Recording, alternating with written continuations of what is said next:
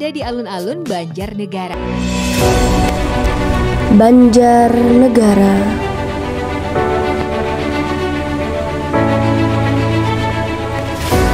Kota yang penuh dengan cerita dan keindahan yang menunggu untuk dijelajahi. Terletak di Kabupaten Banjarnegara, sebuah permata di Jawa Tengah yang menyimpan pesona alam, budaya dan sejarah yang kaya.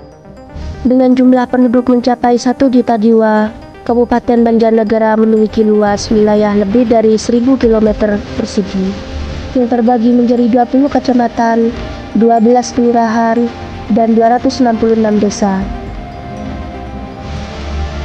Pasar kota dan alun-alun menjadi pusat jual beli karena dekat dengan jalan utama dan mudah dijangkau dari berbagai arah.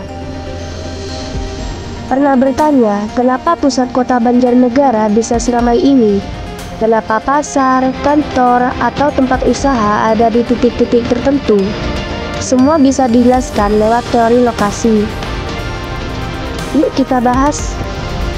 Teori lokasi adalah ilmu yang mempelajari kenapa aktivitas ekonomi seperti perdagangan atau jasa ditempatkan di lokasi tertentu.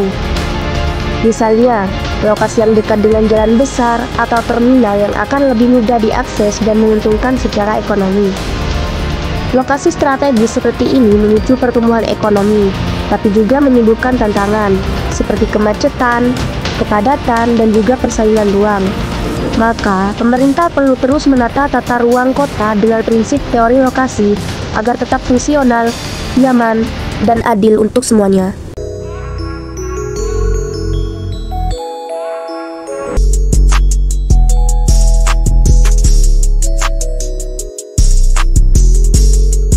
Kantor pemerintah ditempatkan di lokasi yang mudah diakses masyarakat dari berbagai kecamatan. Ini semua adalah contoh nyata dari penerapan teori lokasi di dunia nyata. Petani mencangkul, irigasi alami dari lereng, pemandangan sawah di daratan tinggi seperti Batur atau Kali Bening. Di balik perbukitan yang sama mengalir deras air terjun yang jadi sumber kehidupan dan daya tarik wisata. Air terjun ini bukan hanya pemandangan indah, mereka jadi sumber irigasi sawah, air minum, hingga energi mikrohidro di beberapa desa. Setiap jengkal tanah diolah dengan pengalaman turun-temurun, menyesuaikan dengan iklim dan kemiringan lahan. Di balik hijaunya pegunungan, tersimpan potensi besar yang membentuk kehidupan warganya. Wisata unggulan Banjarnegara, surga kecil di dataran tinggi Jawa Tengah. Alamnya indah, budayanya kaya, dan pariwisatanya terus tumbuh menjadi penggerak ekonomi masyarakat. Yang pertama ialah Candi Arjuna. Yang kedua, Kawah Sikidang. Yang ketiga ada Tikaku.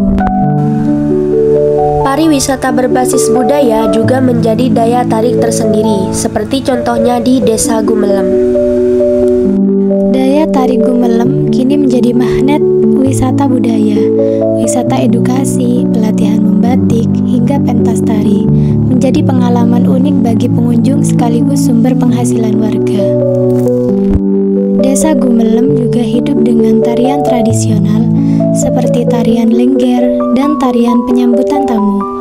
Setiap gerakan bukan hanya hiburan, tapi warisan budaya yang mengakar kuat.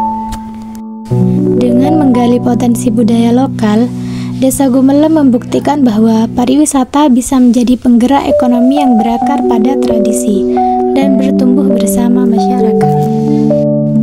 Tidak hanya tarian tradisional, Banjarnegara juga memiliki batik khas Banjarnegara yang kaya akan motif dan syarat makna filosofi Jawa. Dari tangan-tangan terampil, lahir karya seni yang menghidupi masyarakat. Batik Banjarnegara menembus pasar nasional bahkan internasional. Setiap pembelian batik berarti mendukung ekonomi lokal yang berkelanjutan. Pariwisata menjadi contoh nyata bagi kesejahteraan masyarakat Banjarnegara. Dengan terus mengembangkan potensi pariwisata, Banjarnegara bergerak menuju masa depan yang lebih cerah.